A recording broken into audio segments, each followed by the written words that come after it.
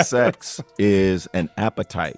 Yes. It's not a problem to be solved. It's an appetite to be managed. And just like every appetite, you manage it through the same way you would manage Krispy Kreme donuts. or you eating a see healthy sex meal. the same as Krispy Kreme it donuts. exists. It exists on a spectrum. The federal government does not spend tax dollars. The federal government creates the money by just typing numbers into a computer for the things that we need. If we change the way we think about money in this society, we can really change the world. The one thing that is not scarce is money.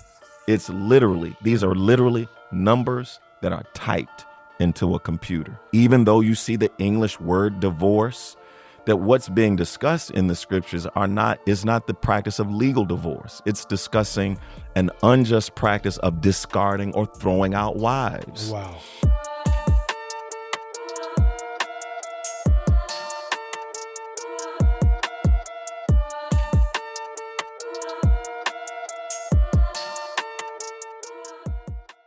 Hey, family, welcome to the Jamal Bryant Podcast. Let's be clear.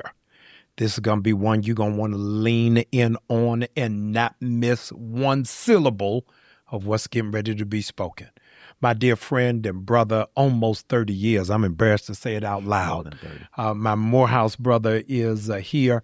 This is one of the most forward-thinking biblical scholars and practicing theologians for our generation, the proud pastor of the Mount Enon Baptist Church. That's right. In Prince George's County, Maryland. Dr. Delman Coates. What's up, man? Welcome. Man, it's been 34 years. You've done put a punctuation mark on it.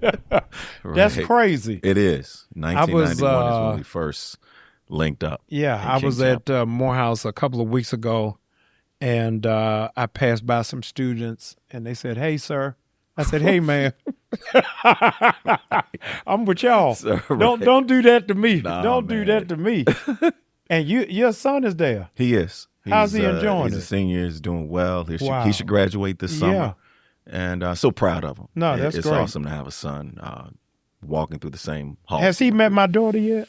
I don't think so. Okay, No. I got to make sure. She just finished her freshman year at Spelman Pre-Med. Yeah. And absolutely loves it. Man, I'm honored to be on. Thanks for inviting me to come. No, this is long overdue. It's long overdue. Yeah. I want to first appreciate your commitment to scholarship. A lot of what we hear today in today's preaching is conviction and emotion, not necessarily information. And to really have a commitment to the authenticity of Scripture is embarrassingly a rarity. It is. Even when it goes against what we've adopted, even if it's in error, Sure. we're going to hold to his hand and say, no, that ain't what my grandmother said. It's in the red letter Bible. Yeah. I want to talk about one of my favorite books that you really could do the remix of, The Power to Be Disliked. How do you find the courage to go against the grain of what is widely accepted and stand on truth when society thinks it's a lie? Sure. Well, it really starts for me by understanding the history of the church. My PhD is in early Christianity. Yeah. And one of the things that you learn about the history of the early church is that in the beginning, the doctors of the church were also the preachers of the church.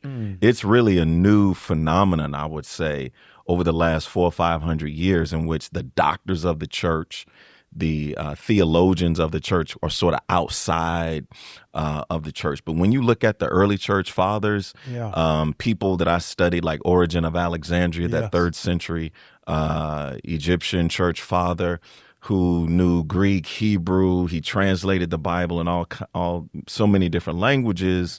He was a doctor of the church, a scholar of the church, but he was also deeply committed to advancing the work and witness of the church. And so I really appreciate that tradition, come out of that tradition. And also as a product of the Black church, most of my childhood pastors were formally trained and educated. And so beautiful. I've always appreciated the connection between the two. Yeah, Dr. Proctor used to say that that the clergy is the only profession that doesn't require education. Wow. That's a tragedy. You know, I can't get on social media without somebody becoming a doctor overnight. The praise team leader, the head of the usher board. So for you to authentically and legitimately pursue it is worthy of high commendation. You have been really circulating in the orbit of the algorithm of social media because of a teaching that you did at your church on protecting sacred text. Practicing safe text. Practicing safe text. T-E-X-T. That's correct. Yes. And a part of it that put the body on a chokehold right. Is that we have been, I'm called Carter G. Woodson, the miseducation of the Negro. Sure. We have a misunderstanding of what fornication is. Now, before the old saints, this is a multi-generational podcast. Sure. I got church mothers on here, and I got Gen Z and Alpha watching. Fornication, as we were raised to know it, is sex outside of the bounds of marriage. Sure. Yeah, you can't do it. We took purity bracelets. Yep. We signed covenants on the youth retreat. You had to repent in front of the church if you had fallen short. I want you to illumine for us what is the biblical definition of fornication. Well, let me put the series in context. All right. So in March of this year, I announced a 10-part sermon series entitled Practicing Safe Text. It was really born out of this conviction that the way that the church handles the Bible can either draw people to the church or push people away from the church. Yeah. And there are a series of spiritually transmitted infections, STIs, that the church has transmitted to the world: hatred, intolerance, guilt, shame, just to name a few, because of how we have handled the scriptures, sometimes intentionally, other times unintentionally. And so as a part of this 10-part sermon series, which has really gone viral, I've addressed 3 key topics that we were all told and taught that the Bible condemns. Divorce, sex before or outside of marriage, and homosexuality. If you came up in the church like we did, you were told and taught that if you were divorced and remarried, that if you had sex before or outside of marriage, and if you were a member of the LGBTQIA community, that you were committing a sin. And as a pastor, a believer, and as a Bible scholar, it's really important to me to give people the tools so that they can appropriate their faith while honoring Scripture. And so I have walked for the last 21 years during my pastorate at Mount Enon. I have walked people through the Scriptures on these topics because so many people are in spiritual bondage in our churches around their marriage is not working out. And so I help them to understand that even though you see the English word divorce, that what's being discussed in the Scriptures is not the practice of legal divorce. It's discussing an unjust practice of discarding or throwing out wives. And so people misunderstand what the texts are saying because they see the English word divorce and they apply it to their current situation. When it comes to fornication, hold on, let me go. I don't want you to drive by that too quickly. Sure. Help me to understand in context, and this is not rhetorical, I don't know the answer. Does that then align with the nativity narrative that Joseph wanted to put her away privately? He wants to put her away privately, right? Because the whole issue in the ancient world around what is translated divorce is what are the conditions under which a man can just lock out, throw out, or put away his wife. The issue is not what are the conditions under which two people can decide their marriage is no longer working and get a legal divorce and decide who's going to get the CDs and who's going to get the house, right? What are the conditions under which a man can just throw out or put away his wife? And Jesus says in Matthew 5:31 and 32 that the only reason you can throw out your wife or put out your wife or lock out your wife is for the cause of porneia, right? And porneia does not mean unchastity or unfaithfulness, as is oftentimes interpreted, but it's prostitution.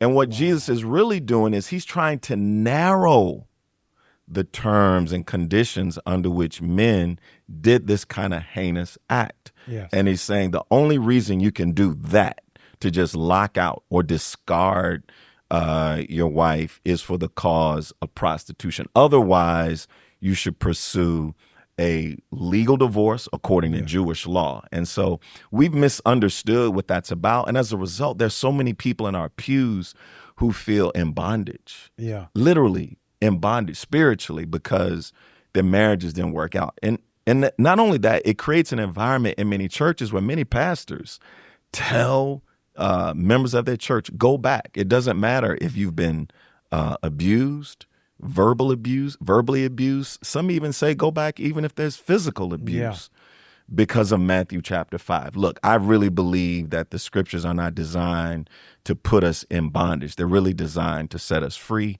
And our misunderstanding of this text is really creating an environment where people are misunderstanding what these scriptures are about. Okay, so if porneia is connected to prostitution as grounds, walk me through, if you can, if those are the legal grounds, why Hosea keep going back to Gomer? If he got the legal grounds to do it, and this is my exit. Sure. I can get out of here. Would that not have modeled it for us to say, this is when you can go? It's a good question, but I want to make sure we don't compare the Greek New Testament with the Hebrew Bible. So what's going on in Hosea with Gomer is slightly different than what's happening in Matthew chapter 5. And to some degree, I would contend that the language around prostitution for Gomer is really a slur. It's really a slur that's used in the ancient world for an empowered woman, a sexually empowered woman. We have our own slurs today, which we all know. Yeah. And to say a woman was a prostitute, a loose woman, there are other words we could use. But I would say what's happening with Gomer is a decidedly different issue than the issue of what is translated divorce in Matthew chapter 5. Okay. I want you to push back because I got a whole section out there that's watching this. Sure. Pentecostal and the apostolic. Sure. I want to know, okay, if we dismantle what fornication is, dismantle divorce. Yeah. Because those root and homosexuality. Yeah, those three things are the anchor bones for holiness. Sure. Yeah. If you are taking that out, then are you saying that we just free? Well, with freedom comes responsibility. I mean, I get this question all the time. Are you saying that there's no responsibility? But I want to put this whole debate and conversation in a broader context because you open talking about the tension between the life of the life of the mind and emotionalism in the church. This is really not a new issue for the church. In the first century, the movement of Jesus was an anti-imperial movement. It challenged empire. Just think about the name, the title that early Christians called Jesus, the Son of Man or the Son of God. This was a title that was used for Caesar. And so the Jesus movement was an anti-imperial movement. And the focus of the early Jesus movement was on what I want to call orthopraxy, or right living, or right conduct, or right praxis. Things begin to change in the 3rd and 4th centuries, whereas this small anti-imperial movement of people who followed Jesus, now it becomes the religion of the empire, right? And so when Christianity becomes the religion of the empire, a shift takes place from orthopraxy, which is right conduct, how you live your life, to right belief. And in that world and in that environment, diversity of thought in Christianity mattered. Because prior to that time, Christians all over the Greco-Roman Empire had different thoughts, different traditions, different holy days. But it didn't matter if some Christians celebrated Christmas on January 6th and others on December 25th, because what mattered was how you were going to take care of the orphans and the widows, whether you were going to feed the hungry and clothe the naked. When we start to get into the 3rd and 4th centuries and beyond, when Christianity becomes the official religion of the empire, there's a shift in the areas of emphasis of Christianity from orthopraxy, which is right conduct, how you live your life, to orthodoxy. And as a part of that world, people begin to reinterpret the terms that we find in Scripture. And I contend porneia is one of those terms. It is foundational to Paul's argument in 1 Corinthians, really chapters 5, 6, and 7, and in chapter 11. I would even argue chapter 14, where he talks about tongues. Underneath it is this broader concern and critique about the acceptability of prostitution in Corinth and more broadly in the Greco-Roman world. The issue in antiquity is not people having consensual sexual relations before or outside of marriage, but it was whether they participated in this system of sexual and economic exploitation of men and women, young boys, women and boys who were oftentimes caught as slaved and forced into sex trafficking. This is what the discourse is about. It includes language that where the word fornication is used. It's also what the texts that are unfortunately translated about homosexuality are about in 1 Corinthians chapter 6. These texts are not condemnations of consensual same-gender loving people or sex acts. It would be preferable for translators to use terms like pedophilia, terms like sex trafficking and sex traffickers, and men who have sex with those who are being trafficked. These terms would be more precise and more accurate in describing what the critique is. And I even think Paul tells us that when you read 1 Corinthians chapter 6, he's telling us, if you read it closely, that the issue has to do with having sex with a pornos or a harlot. It's very clear. That's what 1 Corinthians chapter 5 is about when the text says there is a type of porneia or fornication or unfortunately sexual immorality. This is really a problematic translation. It's a type of prostitution that didn't exist amongst the pagans, where a man is paying for sex with his father's wife. And so for me, it is critically important that we contextually ground our reading of the scriptures to understand that the moral framework for the Bible's critique is about issues of systemic oppression, systemic violence. And when it comes to issues of sexual morality, it's about the same. Systemic sexual exploitation. This is not, these texts are not about consensual activity. Now, that does not mean that there's no responsibility, right? I would say that, no one's going to hell for eating Krispy Kreme donuts every day, but that doesn't mean you should, right? Yeah. And so there's a responsibility, right? There's a responsibility that we have.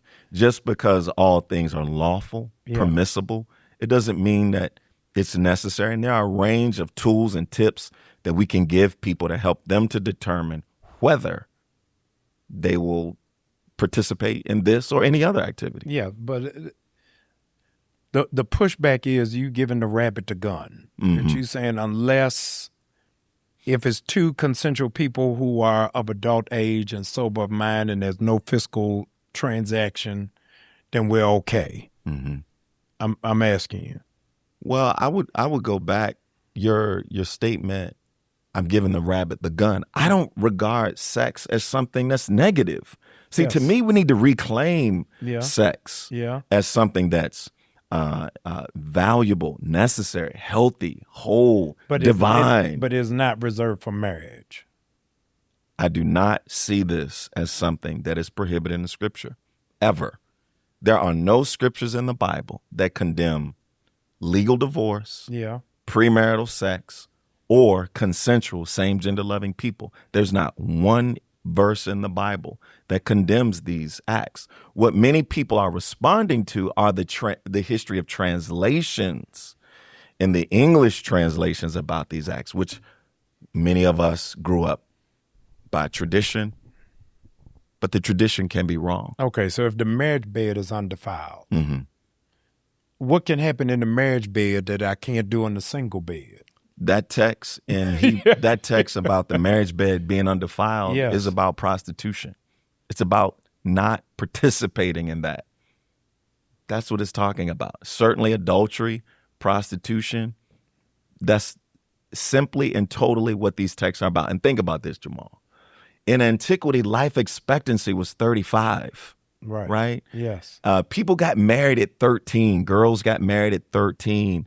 Males got married in their late teens. And so the idea of making sex before or outside of marriage a sin was not a part of the ethical framework or discourse of antiquity. It wasn't. Every time I go to a singles group, I'm meeting with people who are in their 40s, 50s, 60s, and 70s. And they ask me the same question. Pastor, how do I live single, saved, and not have sex? Yes. And I say, why would you do that? And they say, your well, church doesn't got to be have lines around the corner. And they say, well, doesn't the Bible prohibit fornication? And I say it does. But fornication is having of sex with a pornos. That is what the word fornication meant in the Old English, derived from the Latin. It means the selling of sex.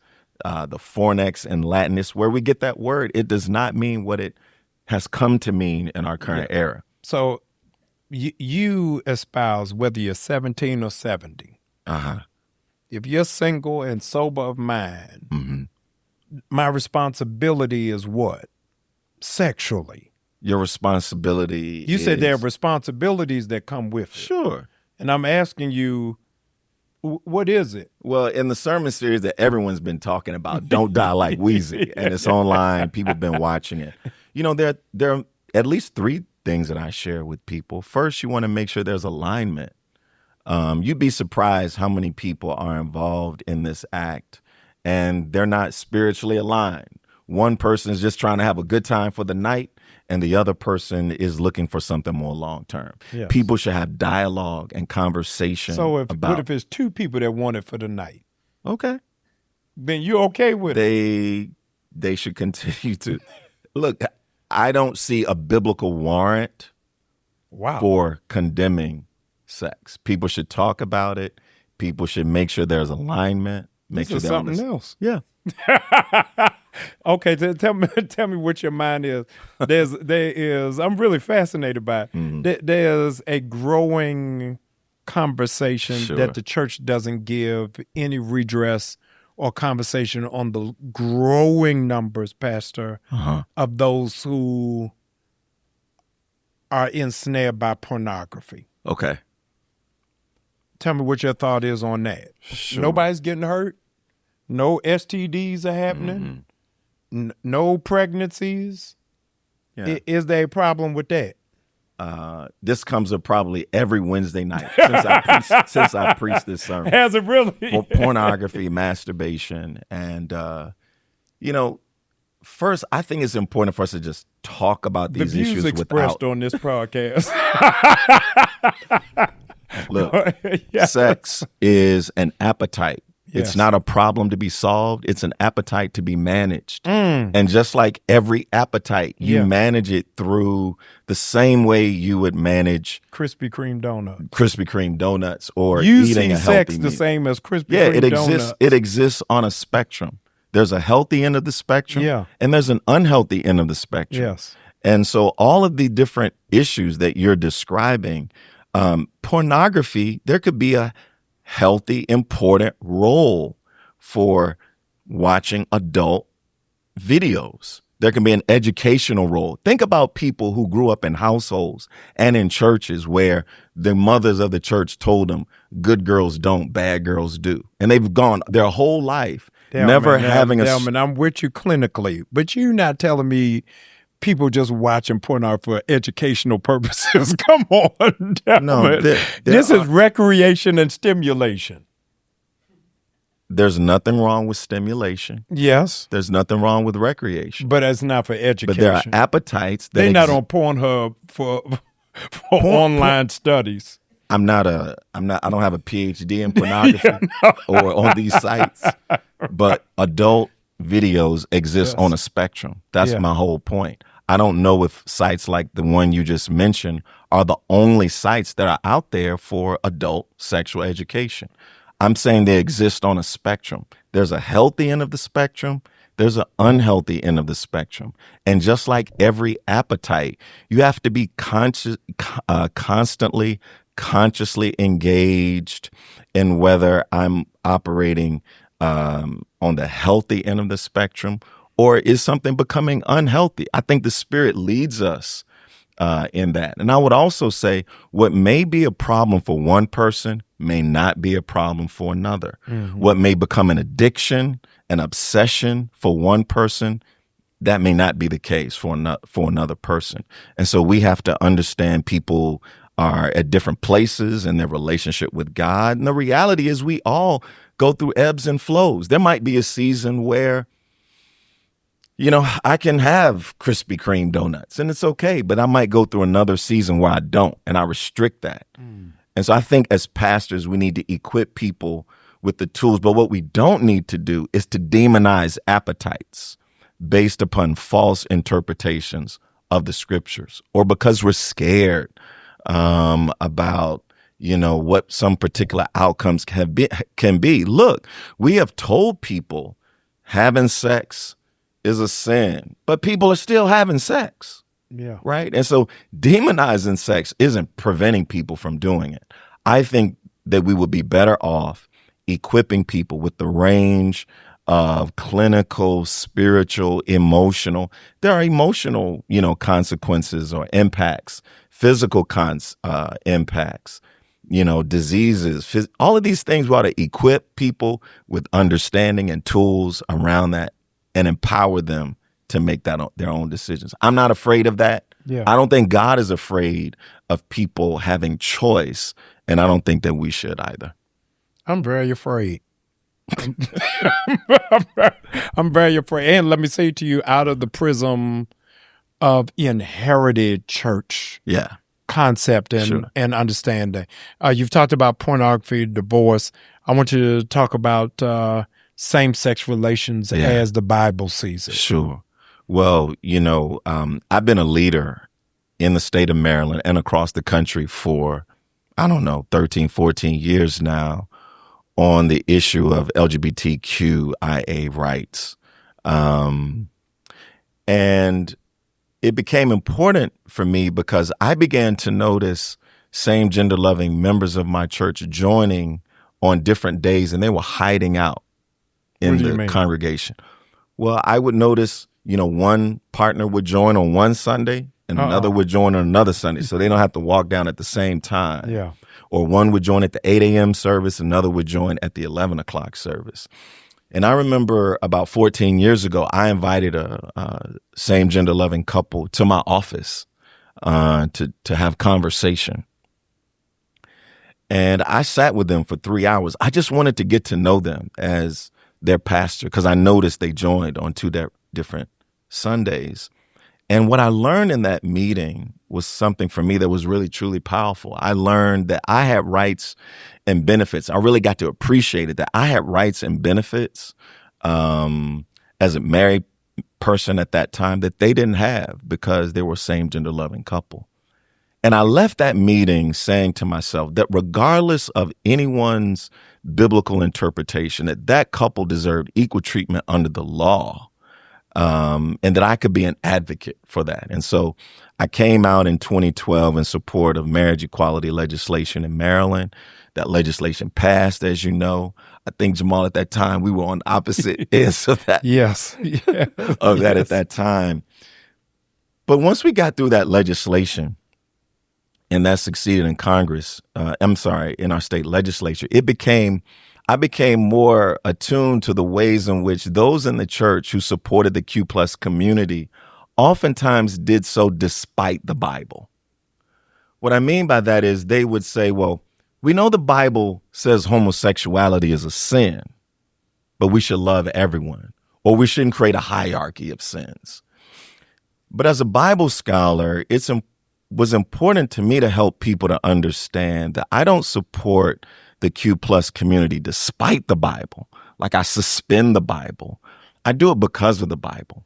And what enables me to do that as someone who takes scripture seriously is to really explore all of the 6 passages of scripture that are typically used to claim that God prohibits and condemns homosexuality or same-gender loving people, to help them to understand that these texts are condemnations of sexual violence, rape, abuse, and exploitation. And none of them are condemnations of consensual, same-gender loving people or sex acts. In this sermon series, I'm going to walk through that. I've just preached one sermon thus far, the sermon of Sodom and Gomorrah. Next, I'm going to preach on Leviticus 18:22 and Leviticus 20, verse 13, because that's a passage that comes up often. A man shall not lie with mankind or a male, and people go to that. These texts, despite what people think, are not condemning consensual same-gender loving people. None of them. Romans 1, 1 Corinthians 6, none of them. Wow. I want to switch lanes. I want to switch lanes for one moment. Yeah. I read in the comments under because several people have reposted clips from your mess. I'm not sure which one it is, but it startled me, and I want to know what your reaction is. Somebody wrote under that sermon clip, this guy is our generation's Carlton Pearson. Did they mean that as a good thing or a bad thing? I don't know. It was just that by itself. I don't know the person. Right. I didn't. Hearing it, what comes to your mind? Well, inviting people to think outside of the box, for me, is a good thing. Yeah. Jamal, think about the fact that the church fathers gave us a canon with 4 different gospels. Now, in our minds, we have harmonized the gospels in our minds, but the reality is that Matthew, Mark, Luke, and John are 4 different witnesses, to the same Jesus, right? And yet the church fathers put them in the same canon, which says to me, when you think about things like the Gospel of Mark, does not have a resurrection narrative. When you think about the notion that the chronologies and the genealogies and the geographies in the Gospels are radically different. To me, it sends a message that the church fathers are trying to say that we can have unity in the church without uniformity, that the church is strong because we can handle difference and diversity. And I think, while I don't know everything about what Bishop Pearson was about, but a part of what I'm trying to do is to help people to understand that we don't have to all think alike, look alike, shout alike, dress alike to be a part of the church. And I'm trying to invite people to consider a broad, reflexive equilibrium for thinking about how to appropriate their faith. And it means that just because I was taught it this way, it doesn't mean that it's right. And that's okay. Yeah. The Bible does not say without faith in what I was taught it's impossible to please him. Right. It says without faith it's impossible. No, that's great. In uniformity, because I don't want people to think that you're myopic in your passion or in your burden, that you're just linear in just this one area. Sure. One of the burdens I think you were born to carry is really about economics and where that leads our community with all that you are seeing in the marketplace, that this is a critical moment where a bill could potentially be passed by the time this is aired. Sure. That will be one of the greatest wealth transfers in American history. Incredible tax breaks for the super affluent, a greater burden for those who are marginalized and economically oppressed.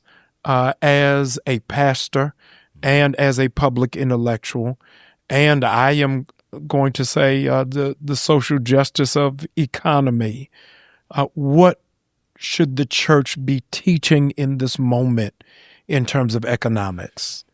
Well, thank you for that. We all know Dr. King's March on Washington speech, but the most important part of the speech is the part we omit. It's the part where he talks about we've been given this blank check, and he goes on not only in that speech but also his last speech on April the 3rd, 1968. He talks about issues of economics, right? And so the issues we need to talk about today, from my vantage point, are issues of macroeconomics. In the Black church, in every Black church you go to, there's a financial literacy curriculum that people are taking, and those are very good. But what's missing there is those curricula just focus on issues of microeconomics, household economics. What we need today is a thoroughgoing understanding of macroeconomics. And I think this is what is missing in the pulpit. It's really what's missing in society today. And so 6 years ago, I started a campaign called the Our Money Campaign. Our website is ourmoneyus.org. And I've been going around the country attempting to mainstream for pastors and churches and civil rights leaders the core insights of a school of economics known as modern monetary theory. And Jamal, I want to tell you, when I really grasped and began to understand the core insights of modern monetary theory, it really began to help me to deconstruct the myths that we have been told about how the federal government creates money for the things that we need. MMT, modern monetary theory, is a school of economics that's really been growing in the academy for the last 35 or 40 years that really changes the household budget model for how politicians, policymakers, and economists think about how the federal government spends money. Yeah. We think that the federal government spends money like a household, which needs revenue first in order to spend. It's why every politician and policymaker, whenever a proposal is put before them, asks, where's the money going to come from? And they think that the federal government spends tax revenue. MMT and some of the leading economists really help us to deconstruct this mythology by helping us to understand that the federal government does not spend tax dollars. The federal government creates the money by just typing numbers into a computer for the things that we need. I mean, think about it. If we go to war tomorrow, like literally go to war tomorrow, the federal government isn't going to tax any of us in order to get the funds for the tanks, the bullets, and the bombs for that war. Right. The federal government didn't tax any of us to get the $5 trillion for the stimulus 5 years ago. Right. It just created the money for the things that we need. And when one thinks about that, it really opens up new possibilities for what's possible from a policy perspective, so that we don't get bogged down in having to take the money from the rich in order for the federal government to spend. I mean, think about it. Yeah. If the federal government needed the tax dollars of billionaires, then we need them to stay billionaires in order for us to have stuff. Right. The federal government does not need to tax in order to spend. There is a role for taxation. It gives value to the currency.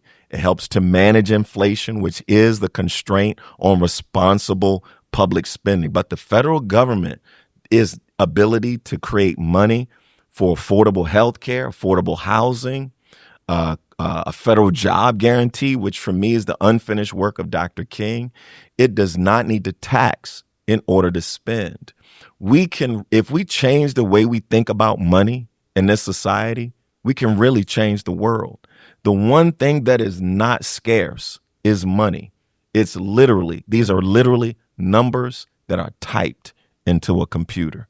And so we have to deconstruct the myth of federal spending, but we also, Jamal, have to deconstruct the myth of wealth creation. Everywhere I go, I hear people saying, we need to create wealth in the society. Well, there's a myth of wealth creation. And the myth of wealth creation usually goes something like this, that wealth is created by individuals who have an unusual work ethic. They're industrious, and they have an amazing brilliance in terms of their ideas. Right. And what this myth does is that it masks the reality that wealth is created by government supports. There's an economist named Mariana Mazzucato and others who talk about some of the biggest corporations we can think of. Think of Microsoft. Yeah. Think of Apple. Their corporations were founded and started by government research. Government research provided the core technologies and the core infrastructure upon which they became great. Think about pharmaceuticals, the pharmaceuticals that people use today.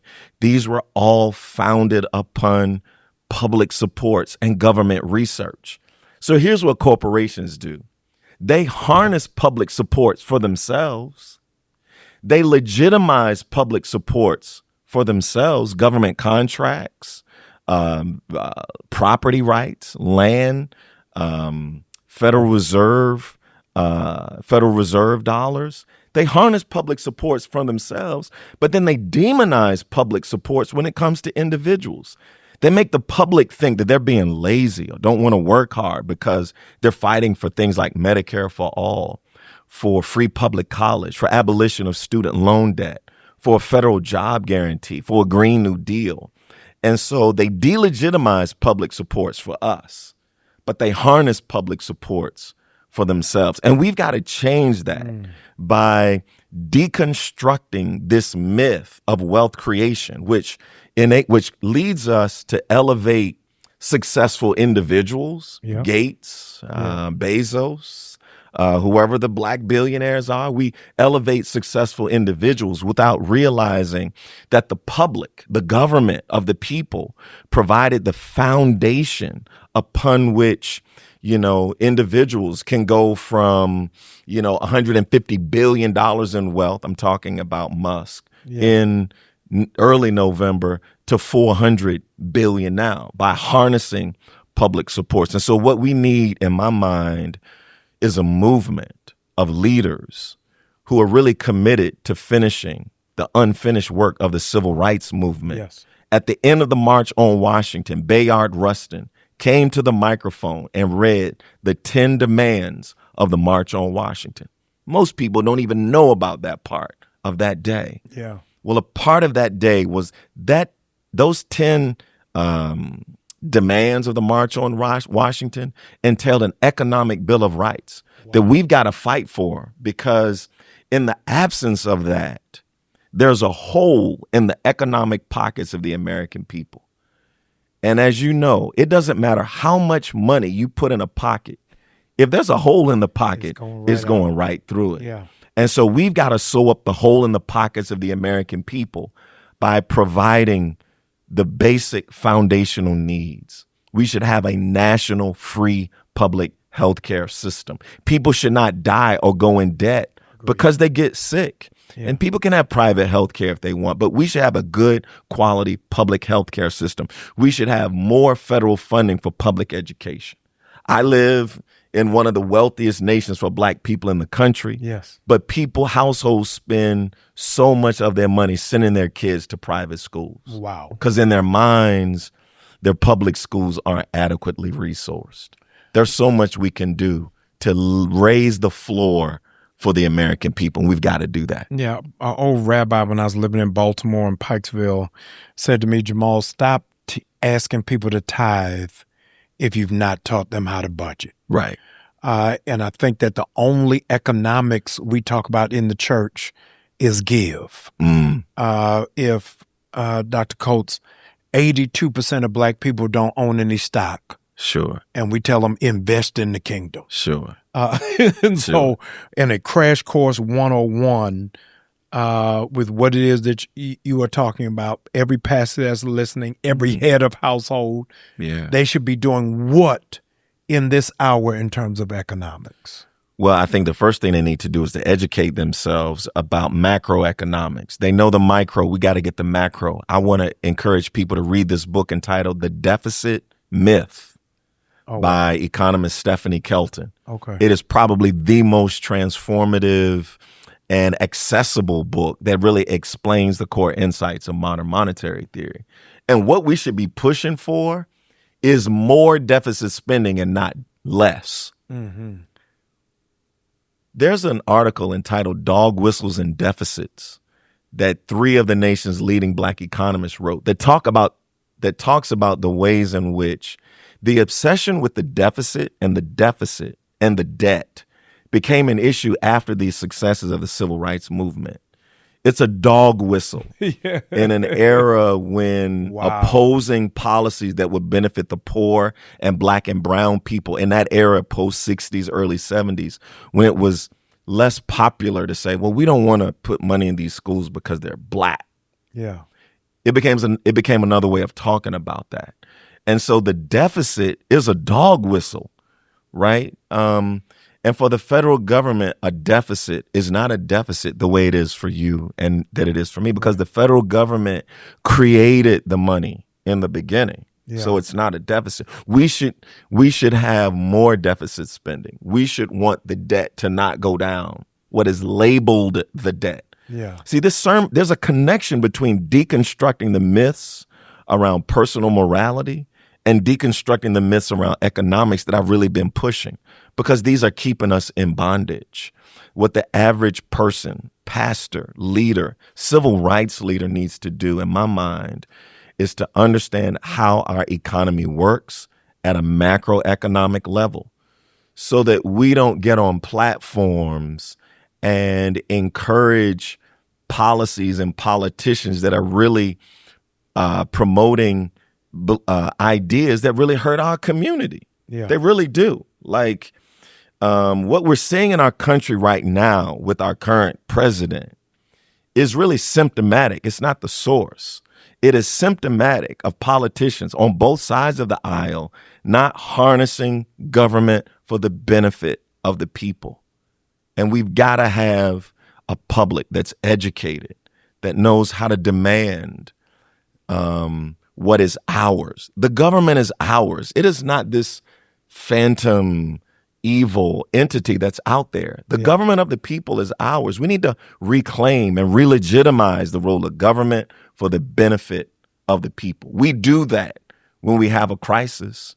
The $5 trillion of stimulus, 75% of that went to benefit companies like Walmart and Target. Wow.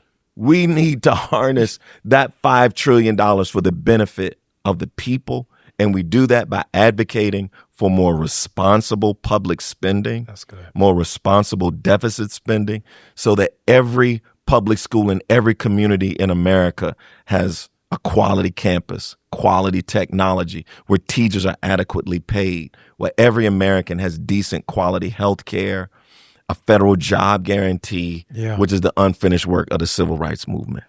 You are a brain trust all by yourself. Tell me again the name of that book. The Deficit Myth. The Deficit Myth. The Deficit Myth. Yeah. Yeah. I've never even heard of it. Get that, The Deficit Myth, and also get a very important book. It's called The Myth and Propaganda of Black Spending Power by Dr. Jared Ball at Morgan State University. Transformative book. Gotta get it. Say the name of that one again. The Myth and Propaganda of Black Spending Power by Dr. Jared Ball at Morgan State University. And get The Deficit Myth by Stephanie Kelton. Listen, fam, but this is too much for me to just give you all subscribers. Y'all got to come in the room. You got to come in the room. The myths that are getting ready to be debunked is too hot for TV. I'm grateful for everybody who hung out with me on the podcast. I need you to like it, even if you don't like it, even if you didn't agree with it. I want you to like it anyway. I want you to share it, and I need you to subscribe. Dr. Delman Coates is a fearless thinker for this age and for this era, and I want to debunk some of those myths, but I'm only going to do it for the subscribers. I want you all to come in the room with me so we can talk about it for just one moment. Thank y'all for hanging in for the Jamal Bryant Podcast. Let's be clear.